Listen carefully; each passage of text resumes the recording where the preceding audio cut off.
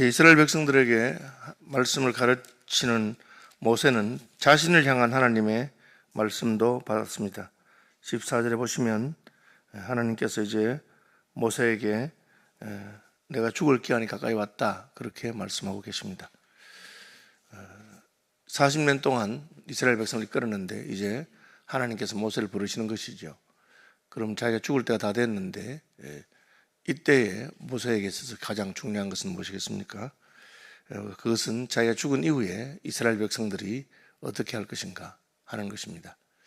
한 사람의 사역은 그가 그 사역을 마친 다음에 열매로 할 수 있습니다. 그래서 목사님이 있을 때는 교회가 잘 부흥했는데 목사님이 떠나자마자 은퇴하자마자 교회가 쇠퇴하기 시작하면 그것은 무언가 문제가 있는 것입니다. 그래서 우리는 한 사람의 사역이 그가 빠져나가도 그가 없어도 여전히 지속될 수 있는 그런 방식으로 되어야 된다고 가르칩니다. 그것을 우리는 자살지향적 사역이라고 합니다. 목사님이 잘했기 때문에 목사가 없어도 교인들이 잘하는가. 반대로 목사님 사역은 참 잘하시는데 온 교인들이 목사님 한 분에게 매달려 있도록 한다. 그럼 그 목사는 사역을 잘한 것이 아닙니다. 우리가 가정에서도 마찬가지로 자녀들이 크면 스스로 독립하고 부모가 없어도 잘할 수 있도록 하는 것이 옳은 것이죠. 그래서 모세의 마지막 사역은 하나님께서 여호수아를 불러서 여호수아에게 내 지도력을 넘기라고 하는 것입니다. 모세는 은퇴하기 전에 별세하기 전에 하나님께서 하신 말씀대로 여호수아를 데리고 하나님 앞에 나아갑니다. 하나님께서 데리고 성막으로 오라고 그렇게 했습니다. 내가 죽을 기한이 가까웠으니 여호수아를 불러 함께 회막으로 나오라 그렇게 했습니다. 회막은 하나님께서 자기 백성을 만나시는 곳이고 특별히 모세를 만나서 하나님께서 말씀하시고 인도하시는 곳이었습니다. 신약적으로 말하면 이 회막은 예수 그리스도를 상징합니다. 우리는 예수 그리스도 안에서 하나님을 만나고 하나님의 인도를 받을 수 있기 때문에 그렇습니다. 하나님께서는 이제 모세에게만 아니라 여호수아에게도 말씀하시겠다고 합니다. 이게 참 중요한 겁니다. 하나님은 한 사람만 쓰시는 것이 아니고 주 우리 하나님이 얼마든지 부르시는 이들과 함께 사역합니다. 그러므로 나의 사역이 내가 없으면 아무것도 안 되도록 그렇게 해서는 안 되고 내가 없어져도 하나님께서 쓰실 사람들을 계속해서 불러야 하는 것입니다. 이것이 우리가 교회 다음 세대에 대해서 관심을 기울이고 하는 것입니다. 좋은 순장은 자기 밑에 새로운 순장들이 계속해서 나도록 하는 것이 좋은 순장이라고 할 수 있을 것입니다. 하나님은 구름 기둥 가운데 장막에서 나타나셨습니다. 이 구름은 하나님의 임재의 상징이었습니다. 광야 40년 동안 모세는 구름 기둥이 떠오르면 진행하고 구름 기둥이 내려오면 거기서 멈추어서 장막을 쳤습니다. 하나님께서 인도하시는 표시요 임재의 표시죠. 모세가 여호수아와 함께 장막에 가니까 하나님께서 구름 기둥으로 그걸 덮으셨습니다. 그리고 나타나셔서 모세에게도 말씀하시고 여호수아에게도 말씀하셨습니다. 모세가 하신 말씀은 너는 내 조상과 함께 누리느냐 죽는다는 것이죠.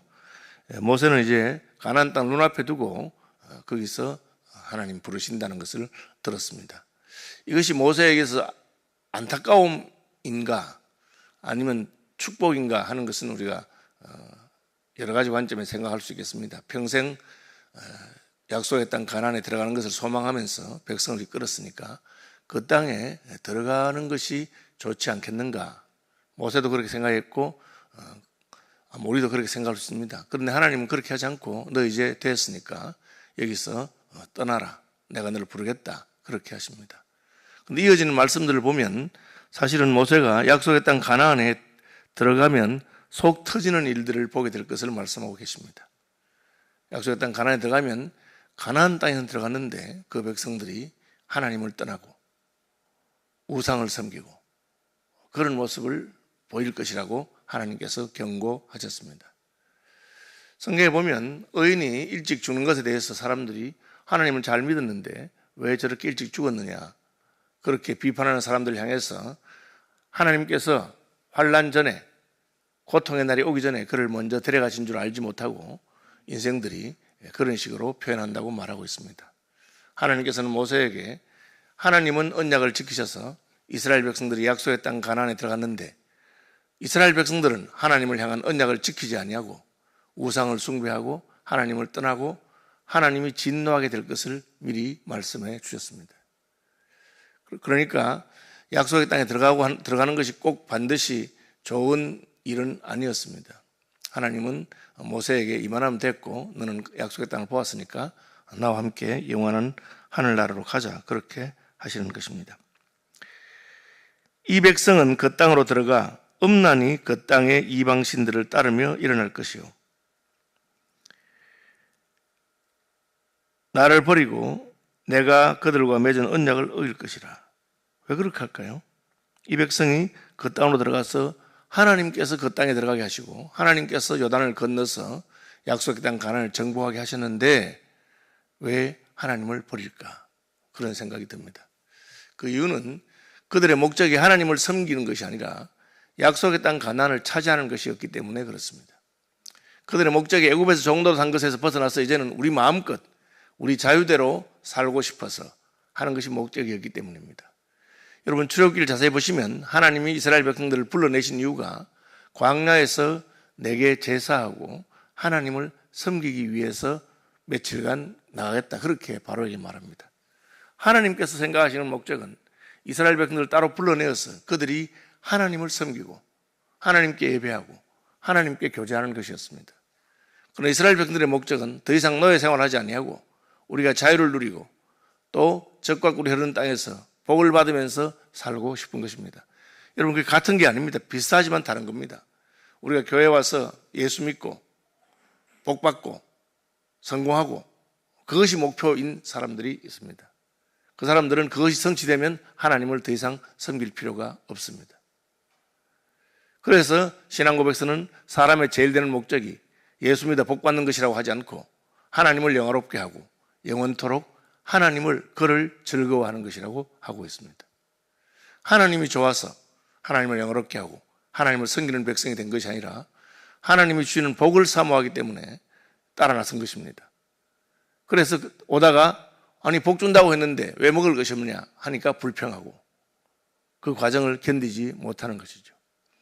우리가 하나님을 영화롭게 하고 하나님을 즐거워하는 사람이 되면 인생 가운데 환난이나 고난이나 어려움이 닥치면 오히려 고난당한 것이 내게 유익이라, 고난당하기 전에는 내가 그러고 행하였더니만 고난당하는 것을 통해서 내가 하나님의 법도를 지키게 되었다라고 고백할 수 있는 겁니다.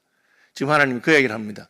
약속의 땅 가나안에 들어가서 그들이 배부르고 살찌면 이제는 하나님을 무시할 것이다. 그리고 다른 신을 섬길 것이다. 여러분 왜 다른 신을 섬깁니까? 가나안 땅에 있는 다른 신은 배부르고 잘 나가는 사람들의 신이기 때문에 그렇습니다. 세상 사람들의 신은 성공한 사람, 부유한 사람, 잘 나가는 사람들의 귀를 즐겁게 하는 신들입니다. 그러니까 그는 이제 더 이상 여호와 하나님이 필요 없다고 생각한 겁니다. 우리가 이 땅에서 형통이라고 하는 그것만을 가지고 복음을 전하면 어떤 일이 생기느냐. 예수 믿으면 복 받습니다. 예수 믿으면 병 고침 받습니다. 예수 믿으면 부자 됩니다. 예수 믿으면 성공합니다. 그렇게 가르치면 가난하고 힘들고 어려울 때 사람들이 따라왔습니다. 이제 부유해지고 건강해지고 잘 나가니까 이제 예수 안 믿습니다. 왜? 이제 나는 부자고 성공했고 건강하고 하니까 예수님 필요 없다는 것이죠. 적과 꿀이 흐르는 땅에 들어가면 그런 일이 일어날 것을 말합니다. 그렇게 되면 그 사람들은 그런 신을 섬깁니다. 부자가 섬기기 좋은 신, 부족함이 없고 성공한 사람이 섬기기 좋은 신, 편한 신, 말씀도 자기의 귀를 즐겁게 하는 말, 그런 부자들의 우아한 종교를 섬기게 됩니다. 그리고 그 종교를 통해서 자신의 쾌락을 주는 바알과 아세라를 섬기면서 성전에서 일어나는 갖가지 음란한 일들을 포장해주는 그런 신들을 섬기게 될 것이라고 하나님께서는 경고하셨습니다. 나를 버리고 그들과 맺은 언약을 어기게 될 것입니다. 그럼 어떻게 됩니까? 내가 그들에게 진노하여 그들을 버리며 내 얼굴을 섬겨 그들을 보이지 않게 할 것이다. 이 말은 너희가 나를 버리면 좋다. 나도 너희를 버릴 것이다. 그래, 이제 너희하고 나하고 결별하자. 너희가 약속의 땅을 얻으려고 그렇게 나를 따랐느냐. 약속의 땅에 들어가고 나니까, 이제 부유해지고 나니까 더 이상 하나님 필요 없느냐. 그렇게. 우리에게 정해 본다면 가난하고 어렵고 힘들던 시대에 소망이 없어서 그야말로 맨 땅에 가만히 깔아놓고 하나님 섬기면서 하나님 우리를 불쌍해 주십시오. 눈물로 애통하고 회개하고 그랬는데 좀 먹고 살만하고 잘 되고 하니까 뭐 꼭 하나님이 항상 필요한 건 아니야. 그렇게 생각하고 내가 필요할 때 그냥 찾는 그런 존재로 생각하는 것입니다. 그렇게 섬기되니까 하나님이 그래? 내 마음이 내게서 떠났구나. 알았다. 나도 내게서 떠날 것이다. 그 약속을 말하고 그 경고를 말하고 있습니다. 그들이 삼킴을 당하여 재앙과 환란이 그들에게 임할 그때에 그들이 말하기를 이 재앙이 우리에게 내리면 우리 하나님이 우리 가운데 계시지 않은 까닭이 아니냐. 쫄딱 마오 나니까 그래서야 다시 우리가 하나님을 떠나서 이런 일이 생겼구나 하는 것을 깨닫게 된다는 겁니다. 참 여러분 이상하잖아요. 인생이 어려울 때 하나님 찾다가 잘 나가면 지멋대로 살다가 하나님 진지해서 망하니까 그것도 찾고 그런 굴곡이 없이 변함없이 하나님을 사랑하고 섬기면 얼마나 좋겠습니까? 그런 사람이 드물죠. 아브라함은 그런 사람입니다. 잘 될 때나 못 될 때나 변함없이 하나님을 쭉 섬기기 때문에 그를 믿음의 조상이라고 하는 것이죠. 인생들은 대부분 그렇지 않습니다. 굴곡을 통해서 하나님 떠났다가 징계받았다가 그렇게 하는데 그 일이 약속의 땅 가나안에 들어간 자들에게 일어날 것입니다. 그들이 돌이켜 다른 신을 따르는 모든 악행으로 말미암아 내가 그때 반드시 내 얼굴을 숨기리라. 하나님이 숨어버렸어요. 하나님 필요 없다 했으니까. 그래서 잘 나갈 때는 괜찮았는데 대적이 찾아오고 환란이 오고 어려움 닥치나 그제서야 호닥 하나님 찾기 시작합니다. 여러분 여호수아 다음에 무슨 시대인지 아십니까? 성경 보시면 여호수아 다음에 뭡니까? 사사기입니다. 그렇죠? 신명기, 여호수아, 사사기 아닙니까? 여호수아가 가나안 땅을 정복해서 약속의 땅을 차지했습니다. 그 다음에 어떤 시기가 사사기입니다. 사사기는 하나님 떠나면 하나님이 징계하고 징계하면 부르짖으면 하나님이 사사를 보내서 구원하고 또 하나님 떠나고 하나님 떠나면 징계하고 징계하면 또 부르짖고 부르짖으면 하나님이 사사를 보내서 그게 계속해서 사이클로 반복되는 이야기가 사사기입니다. 지금 하나님께서 모세를 통해서 말씀하신 내용이 그대로 되는 겁니다. 그들이 먹어 배부르고 살찌면 돌이켜 다른 신들을 섬기며 나를 멸시하여 내 언약을 어길 것이다. 이제 배부르다는 거죠. 이제 하나님 필요 없다고 생각한 겁니다. 그냥 내 멋대로 살아도 되겠다고 생각한 거죠. 그러면 알았다. 너희가 날 떠났으니까 나도 너희를 버려둔다. 하나님 버려두면 이때까지 자신들이 잘 나간 것이 하나님의 은혜와 보호였던 것을 모르는 거죠. 하나님의 보호의 손길이 거두어지니까 꼼짝 마는 겁니다. 여호수아가 가나안 땅의 모든 족속들을 다 정복했는데 이스라엘 백성은 하나님 딱 떠나니까 어떻게 됩니까? 골리앗이 툭 튀어나와가지고 당할 자가 없는 거예요. 저놈이 옛날에 어디 있었는지 모르겠는데 옛날에도 그런 키 큰 아낙 족속이 없었겠습니까? 근데 여호수아 때는 꼼짝 말았는데 갑자기 툭 튀어나오는 거예요. 하나님 떠나니까 하나님께서 그동안 그들을 누르고 계셨다는 것을 모르는 겁니다. 우리가 건강할 때는 하나님 우리를 붙들어 주셔서 건강한 줄로 모르고 내가 잘나서 건강하고 우리가 부유할 때는 내가 잘나서 그냥 부유한 줄로 착각하는 것이죠. 하나님 보호의 손길이 끝나니까 갑자기 잘 되는 사람이 막 망하기 시작하고 갑자기 온몸이 아프고 막 그런 일이 생긴다는 거예요. 그제서야 우리가 하나님을 떠났더니만 이렇게 됐나. 그래서 수많은 재앙과 환란을 당할 때 그렇게 되어 있습니다. 하나님께서는 이를 경고하시면서 그러므로 이제 너희는 노래를 써서 이스라엘 자손들에게 가르쳐 그들의 입으로 부르게 하라. 오늘날은 이 문서시대이기 때문에 책이 많이 출판되고 얼마나 많은 책들이 있는지 모릅니다. 그러나 지금부터 몇천 년 전에는 책이 귀한 시대입니다. 인쇄술이 발전되지 않았기 때문에 그때는 손으로 써야 되는 시대니까 책이 거의 없었어요.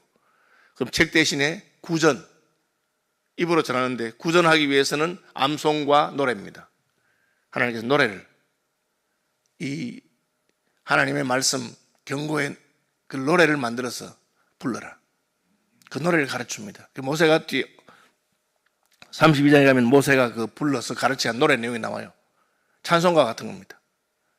그래서 우리가 어린 자녀들에게 찬송을 가르치고 암송하고 하는 것이 그것이 평생 가게 되는 것이기 때문에 그렇게 하는 겁니다.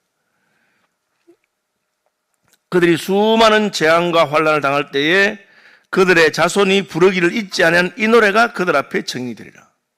왜 이런 일이 생겼지 하다가 보니까 우리 할아버지가 가르쳐준 그 노래가 생각이 난 거예요. 그 노래를 불러보니까 이랬구나. 그죠? 찬송가 가사를 딱 떠오르는 거예요. 내가 하나님을 떠났었구나. 그래서 이런 일이 생겼구나. 그걸 깨닫게 되는 것이죠. 그 이야기를 하고 있습니다.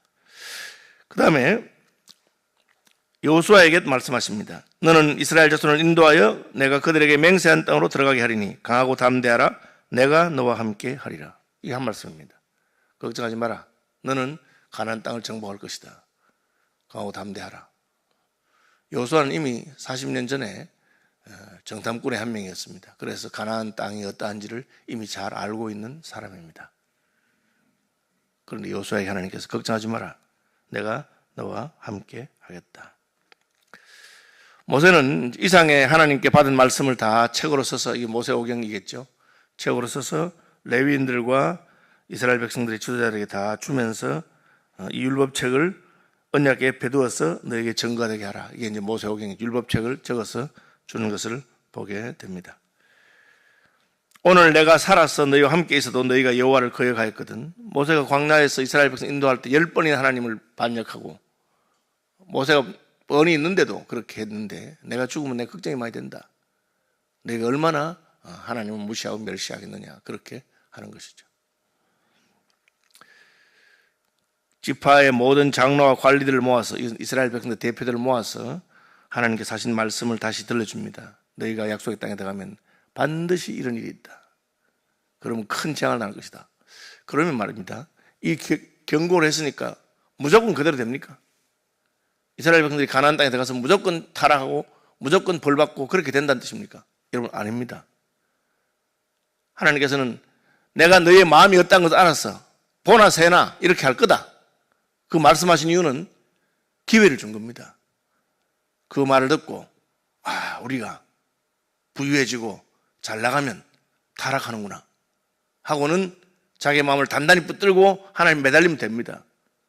우리는 니느웨에서 그런 이야기, 그런 요나의 경고가 성취 안 된 걸 알고 있습니다. 40일이 지나면 니느웨가 무너질 것이다. 하나님 말씀이었습니다. 니느웨가 무너졌습니까? 안 무너졌습니다. 왜?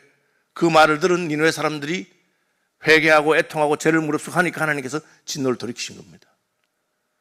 너희들이 약속의 땅 가나안에 들어가서 잘 나가고 배부르고 하면 반드시 내가 나를 버릴 거야. 왜? 내가 너희 마음을 보내 알거든.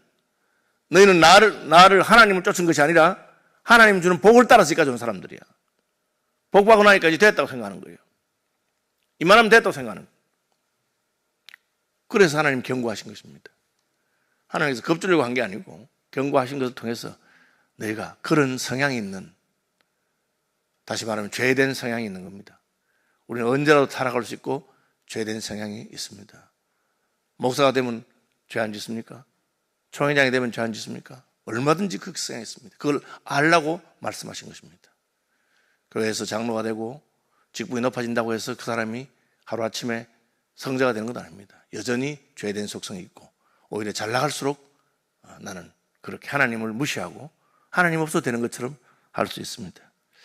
이런 말씀 묵상하시면서 자기를 돌아보고 내가 은혜로 여기까지 왔고 하나님이 나를 살려주셔서 여기까지 왔는데 내가 또 하나님 무시하고 마음을 놓고 그렇게 하진 않는지 돌아보는 아침 되기를 바랍니다.